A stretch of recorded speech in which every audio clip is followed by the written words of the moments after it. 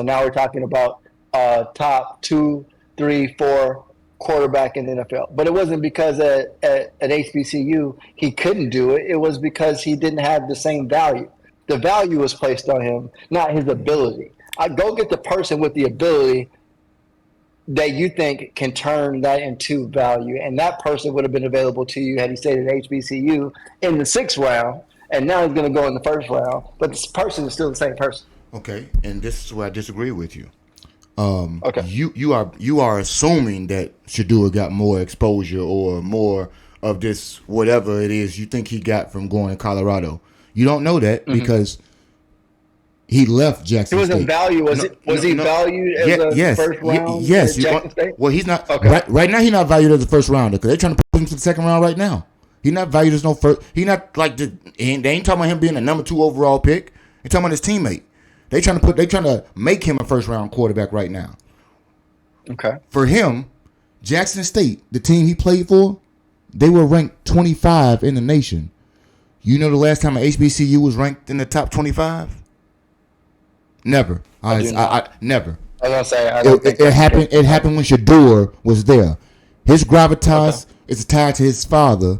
The nepotism is going to give him an exposure. He was always going to be scrutinized and glorified by the same person, prime time.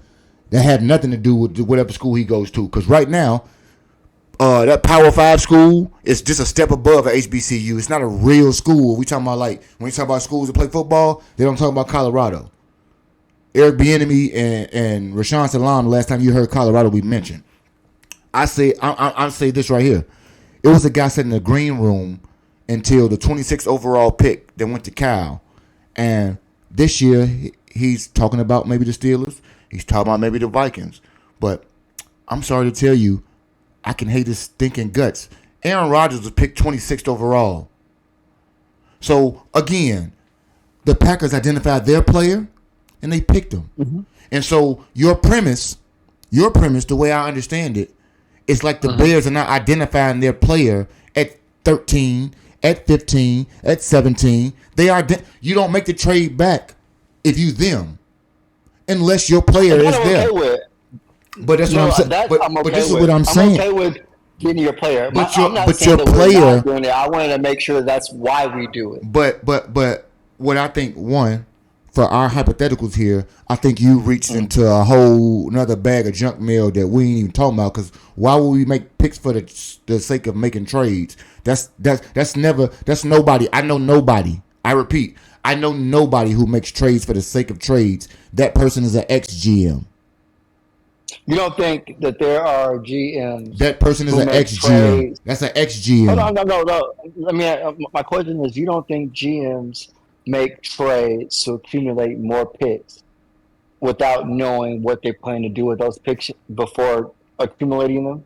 Those GMs are ex-GMs. I think Ryan Post has done that. I think Ryan Post has traded back.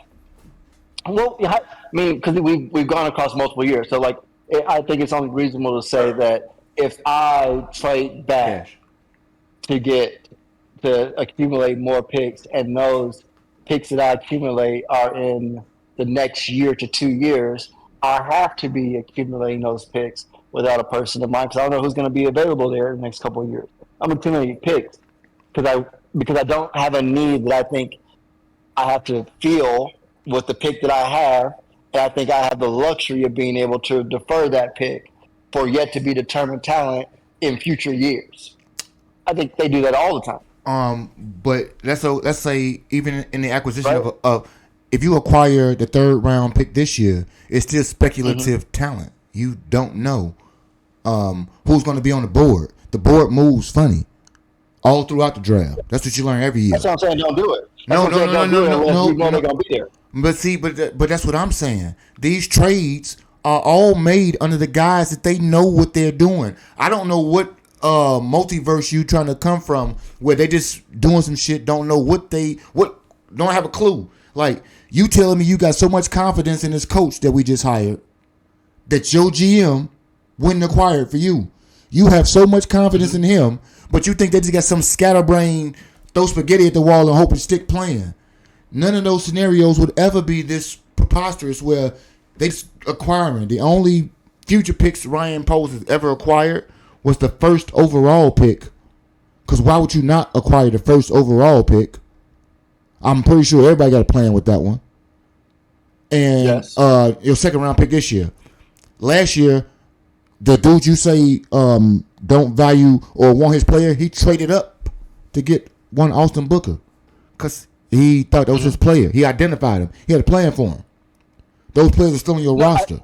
No, what I'm saying is, I hear what you're saying. But I only want to talk about Ryan Poles. And right, Ryan okay, Poles. I get that.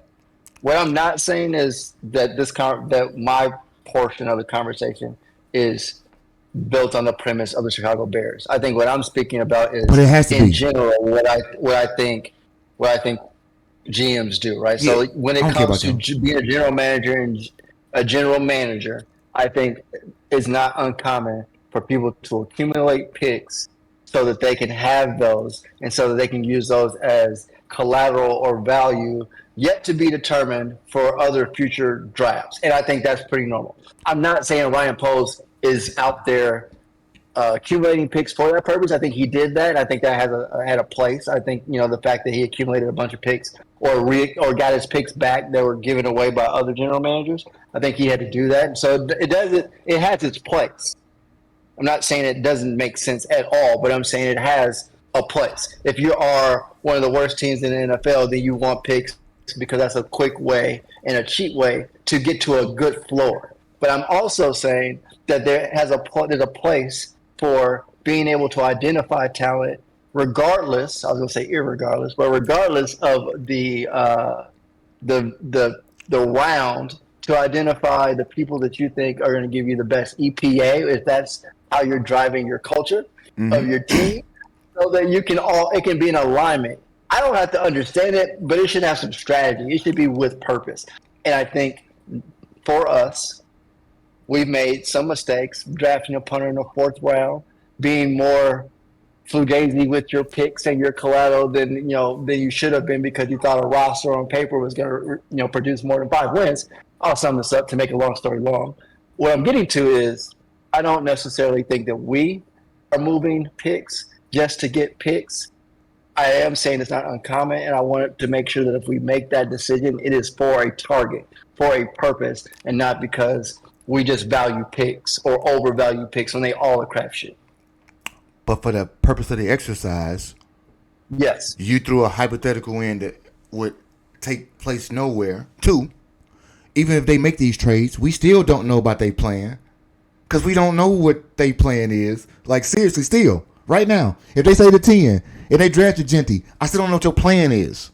You can we can EPA per for play. We can throw all them We little kind of like no. we kind of know the No, you kind of go ahead. with the Ryan Post situation. I think me and you both can agree that what I could understand the moves that Ryan Poles made over the last couple of years, and it didn't turn out the way that on paper maybe it should have, or what we thought was going to come out of it. But it was logical. Like I could see the progression in thought. I've had GMs of the Bears where I couldn't even understand why we was doing what we did. We didn't get the result we may have wanted with Ryan Poles yet, but I could understand the progression of thought. And so to me, it's more logical. I'm not saying that he's erratic. I don't want us to be in a situation where we have value on picks because we want more picks for the sake of having them.